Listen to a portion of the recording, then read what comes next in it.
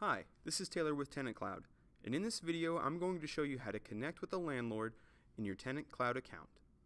To connect with the landlord will send a connection request. The request will appear right on your Service Pro dashboard.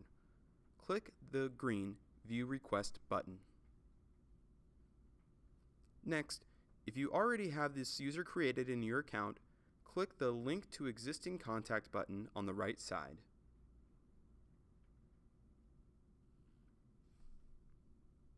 Then, select the property manager from the drop-down menu, then click Connect with the Property Manager button.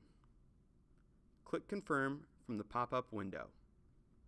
Once you are connected, you will be able to communicate with landlords through TC Messenger, receive and send maintenance requests, as well as sending, receiving, and getting paid for your invoices online. And that's how easy it is to connect with the landlord within TenantCloud. To start managing your maintenance requests and invoices for free with simplicity and ease, just go to www.tenantcloud.com or click the link below in the description and sign up today.